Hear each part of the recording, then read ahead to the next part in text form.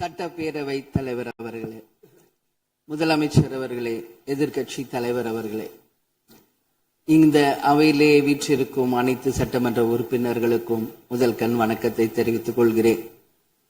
இன்றைக்கு சட்டப்பேரவையிலே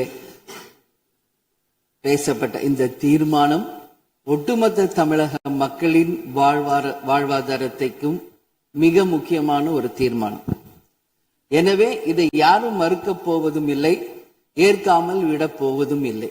தமிழ்நாட்டிற்காகவும் தமிழக மக்களின் அத்தனை உரிமைக்காகவும் ஒட்டுமொத்த தமிழகமும் ஒன்றாக தான் இருக்க போகிறோம், அதற்காக போராடப் போகிறோம். ஆனால் நாம் சற்று இதை பற்றி யோசித்தால், சுதந்திரம் வாங்கின காலத்திலிருந்து இன்றைக்கு வரைக்கும் காவேரி பிரச்சனையும் முல்லை பெரியாறு பிரச்சனையும் தமிழக மீனவர்கள் பிரச்சனையும் தொடர்ந்து பேசிக்கொண்டுதான் இருக்கிறோம். ஒழிய எதற்கும் இதுவரைக்கும் நிரந்தரமாக தீர்வு ஏற்பட்டதாக ஒரு வரலாறு இல்லை என்பதை நிச்சயமாக இந்த நேரத்தில் நான் பதிய வைக்க விரும்புகிறேன். இதற்கு எந்த குறிப்புகளோ படிக்க வேண்டிய அவசியம் இல்லை. இது உணர்வு, நம் மனதிலே ஆழமாக இருக்கும் நம் உணர்வை பதிய வைக்க வேண்டிய இடம் இந்த சட்டமன்றம்.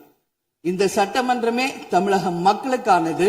தமிழக மக்களின் வரி பணத்தில் நடத்தப்படுவதுதான் இந்த சட்டமன்ற இந்த கூட்டங்கள் எல்லாம். அப்படி இருக்கையில் தமிழக மக்களின் உரிமையை நாம் ஒவ்வொரு முறையும் நம்மை சுற்றி இருக்கின்ற மாநிலங்களிடம் போய் கேரளா, கர்நாடகா, ஆந்திரா, இன்னொரு பக்கம் மீனவர்களுக்காக ஸ்ரீலங்கா என்று தொடர்ந்து கேட்டுக்கொண்டுதான் இருக்கிறேமே ஒழிய தன்னிறைவு பெற்ற ஒரு மாநிலமாக தமிழ்நாடு என்றைக்கு வரப்போகிறது என்பதை தான் நான் இந்த நேரத்தில் சிந்திக்கிறேன். ஏன்னா நம்மை சுற்றி இருக்கின்ற நமது தலைவர்கள் எல்லாருமே இந்த பிரச்சனைக்காக, அம்மையார் புரட்சி தலைவி ஜெயலலிதா அவர்கள் காவேரிக்காக உண்ணாவிரதம் இருந்தாங்க, முதலமைச்சராக இருந்து. கலைஞர் அவர்கள் இதற்காக பல போராட்டங்கள் நடத்தினார். அண்ணன் ஸ்டாலின் அவர்கள் பல தீர்மானங்களை நிறைவேற்றி இருக்கிறார்கள். அது மட்டும் இல்லை, இதுவரைக்கும் முதல்வராக இருந்த அத்தனை பேருமே இதற்காக நாம பேசி இருக்கிறோம், போராடுகிறோம், சட்ட ரீதியாக நாம் அதற்கான தீர்வுகளை காண்கிறோம். அது மட்டும் இல்லை, காவிரி மேலாண்மை ஆணையம் ஒரு தீர்ப்பு சொல்றாங்க, உச்ச நீதிமன்றம் ஒரு தீர்ப்பு சொல்றாங்க. எதுவும் பேசியும் இதுவரைக்கும் தீர்வு இல்லை.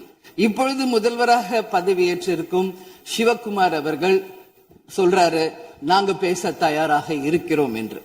நமது முதல்வரும் சிவகுமார் அவர்களும், நான் என்ன சொல்றேன், இது எல்லாரும் மக்களுடைய, இப்போ இந்த அவை இது முக்கியமான சட்டமன்றம். இங்க வந்தவொன்னு எல்லாருக்கும் என்ன கொடுக்கறாங்க? தண்ணி தான் கொடுக்கறாங்க. அப்போ ஒவ்வொரு மனிதருக்கும் தண்ணி தான் முக்கியம். இன்னைக்கு காவேரி தாயின்னு தான் நம்ம சொல்றோம்.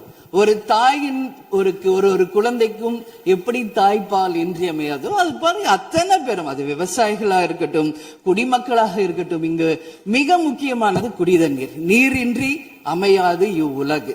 அதனால முதல்வர் அவர்களே, உங்களை நான் கேட்டுக்கிறது, எப்படி மின் மிகை மாநிலமாக தமிழகத்தை உருவாக்கணுமோ அது மாதிரி மின் மிகை நீர் மேலாண்மையை நாம் நிச்சயம் உருவாக்க வேண்டும் என்று கேட்டுக்கொள்கிறேன். மழை நமக்கு ஒரு கொடை, கடவுள் கொடுத்தது. அதற்கு இனி வர இருக்கும் மழை காலத்திற்கு முன் அதற்கான தீர்வுகளை நாம் ஏற்படுத்தி எங்கெல்லாம் தமிழ்நாட்டின் நதிகளை இணைக்க வேண்டும். சும்மா நம்ம போய் பக்கத்து ஸ்டேட்டுக்கிட்டே தண்ணி கொடுங்க, டேம் கட்டாதீங்க கேட்டுக்கிட்டே தான் இருக்கோம், எதுவுமே நடக்கல.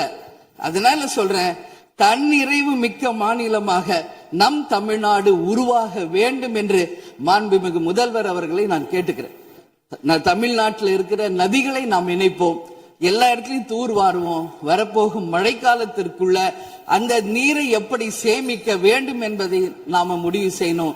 வீணாக கடல்ல போய் நீர் கலக்கிறத தடுத்தாலே தமிழ்நாடு மின்மிகை நீர் மேலாண்மை நிச்சயம் வரும் என்பதை தெரிவிச்சுக்கிறேன்.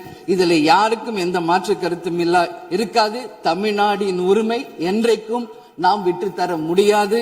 முன்னொரு காலம் புரட்சி கலைஞர் கேப்டன் எதிர்கட்சி தலைவராக இருந்தபோது தமிழகத்தின் பிரச்சனைக்காக அனைத்து கட்சியும் ஒன்று திரட்டி டெல்லிக்கு சென்று பிரதமரை சந்தித்து தமிழக மக்கள் சார்பாக கோரிக்கை வைத்தார். அதுபோல் தேவைப்பட்டால் அனைத்து கட்சியையும் நீங்கள் ஒன்றாக அழைத்து சென்று தமிழக மக்களின் உரிமையை நிலையாக உறுதியாக நீங்கள் நிலைநாட்ட வேண்டும் என்பதை நான் கேட்டுக்கொள்கிறேன்.